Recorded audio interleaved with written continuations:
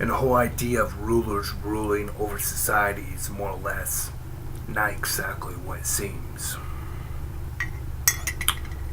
Because, like or not, rulers ruling over society is abhorred in my eyes. A ruler have to prove themselves, of course, otherwise they're not exactly legitimate. And the burden of proof can rather be heavy.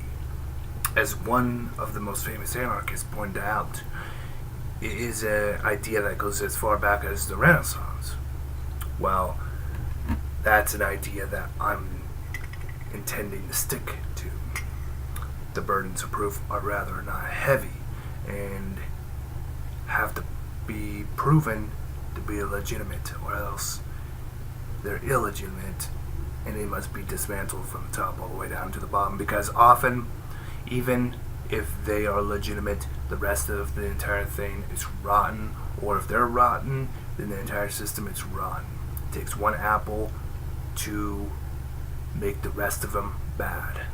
It takes one apple to spoil an entire basket of apples. Common sense, words of wisdom, learn it. That's where the idea of dismantlement of illegitimacy comes into effect officially, because if the government itself, or system, as I like to call it, a system can be various forms of governing bodies, then that means they're illegitimate. If they cannot prove themselves legitimate, and the burdens of proof must be given to a well-informed society. A well-informed society who knows these things would know if they're legitimate or not.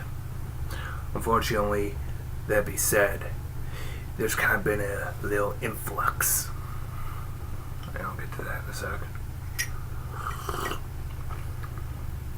And when I say influx, I mean influx in the understanding of the capability of leadership and how problematic such leaderships can prove to overall be. And it's mainly not limited to the way society has become degenerate, in a sense. The rapid decline in traditions, conservatism, morality, etc. has really denigrated society and blinded the people to what real leadership is. In a sense, they think socialism and communism are good. Society has degenerated to such a level to where the social Marxists, particularly in the universities and schools, teach them that the world needs to be torn down. For that fact, Western civilization, and that, in a sense, the only way for there to be a perfect society is to tear down anything that's profoundly tradition, conservative, or moralistic in a sense. And then they try to dilute it with the most profound, perverse things, degeneracy you can ever expect within society. And it really makes society almost just shrivels up society and the meaning in it into this nihilistic, worldly view where everyone lives this pointless, empty existence, thinking that their TVs and their televisions and their computers and their games and their movies, and it's their worldview and this empty sense of Hollywood and how they must become stars when they can't even take care of themselves or even think for themselves. Thus, again, thwarting the whole idea of individuality. Individuality is a very complex idea. It's not hard, but it's absolutely difficult to learn once you hit into my age, of course. Believe me. You lose your concept of understanding when you become someone such as my age, because people do not understand the form of individuality when they themselves haven't been taught it, and often neglects critical thinking capabilities because people they forget that part of them, or they don't know that part of them for that fact, and they don't know how to think for themselves as individuals who are like-minded. And thus, thwarts the whole idea of there being individuality of some kind, because they don't even know how to think for themselves. And then you put that with the dumbing down of society, this nihilistic future that we live in, this meaningless existence that people are living now. I mean, and you wonder why society's breaking down. And then you have these social Marxists in these schools. I mean, it's pathetic. And then we have the system and the state telling us how we're stupid and try to treat us like children. And they think it's funny games, and how it's all one big joke, and how they try to turn us into a game, thinking that we're so stupid that they can sit there and bog us down and say reality doesn't exist, the air that you breathe doesn't exist, you're a conspiracy theorist, or you're just delusional, or no, you're wrong. But then they sit there and admit that it's true and real after they say that you're insane, you're crazy, and doesn't exist. And when I say the word social Marxist, it says cultural Marxism, a uniting theory for right-wingers who love to play the victim. And this was from The Guardian. This is an article that says, at the end of it, they say there's no such thing as cultural Marxism, which is social Marxists who infiltrate the schools and the universities.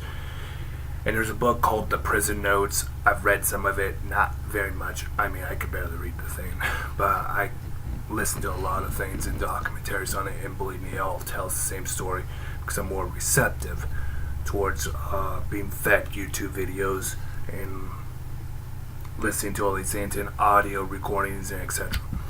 But it states in this article, and this is where it ticks me off, when the state sits there, they say it exists, but at the end of the day, the news media outlets or the fake news sites that profoundly lie on behalf of the state, who are the state official media states, that none of these things exist. They lie on the behest of the state, and they're profoundly left-wing. I've noticed it. It says the culture war that so defines the current debate between the left and the right. Besides, the politics has its history and theory of cultural Marxism.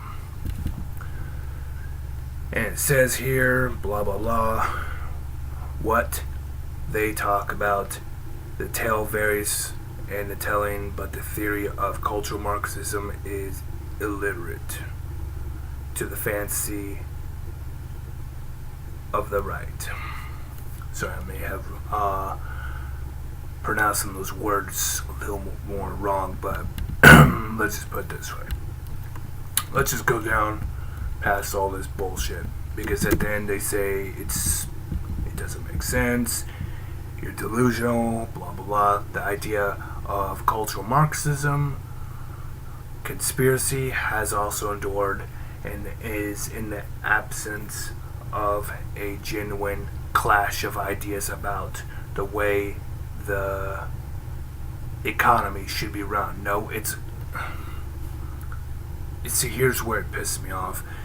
They just take it and they say it's not culture, it's economic, communism, Marxism, socialism, blah blah blah blah blah. It's communism. No, this is a cultural form of communism or Marxism, not economic based. And it says it proves, and it says here it doesn't exist, and it says here the idea of a cultural Marxist conspiracy. See, they call it conspiracy.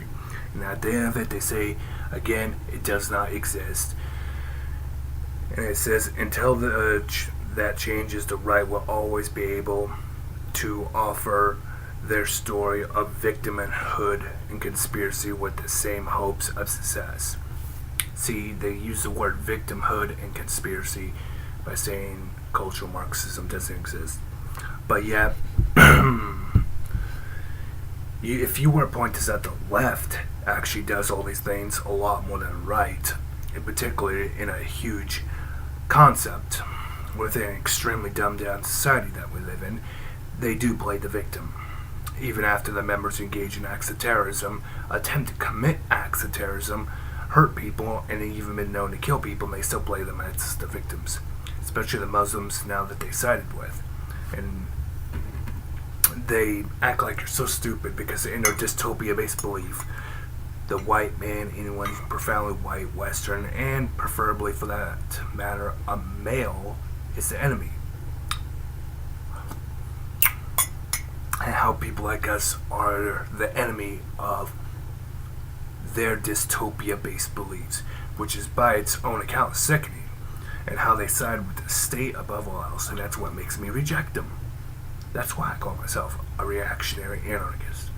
It's because I reject them on the grounds that they're illegitimate, they don't make sense, and they often lie through their teeth, if I may add. And we have such an illiterate population. But let's get into how dumbed down society has gotten. Society has become so dumbed down that I cannot tell you how screwed up society has become in a sense. I mean, I'm not joking about this. Society has become so dumbed down that almost anything and everything is possible. I mean, you can almost do anything in society and you would be called a fucking genius or an intelligent person for creating stupid, meaningless art. Or for example, believing in this junk. Oh, it says here. Hold up, let's get this one. Ethnical.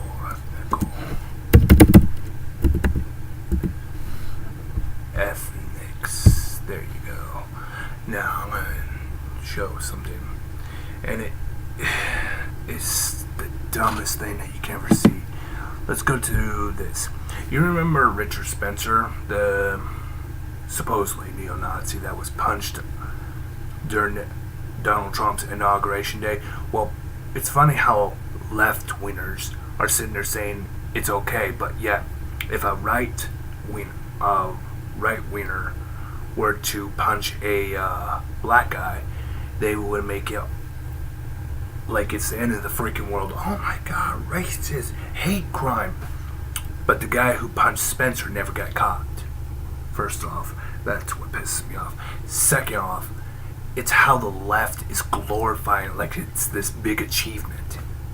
But yeah, if a white person who is profoundly a neo-Nazi or a right-winger were to do that to a black guy, a Jew, or a Mexican, for those matters, they would scream end of the world. But more or less, let's just put it this way. The way society is, it can be manipulated through the colleges and universities. This is social Marxism or cultural Marxism, as that's pretty much what it's pronounced. I like to call it social Marxism, and a lot of people have coined that term. I'm just simply pronouncing it the way that would make it profoundly easier. And my problem is that we live in a dumbed down society. One that will embrace such barbarism and distasteful violence. Something that I don't have the gut for, because I believe violence is a means to an end to a huge concept, but I also am no big fan of the non-aggression principle. But it doesn't mean that I don't believe that violence cannot be achieved to end the means of what is predominantly a aggressor that uses violence to coerce society and those in that of the individual for those matters.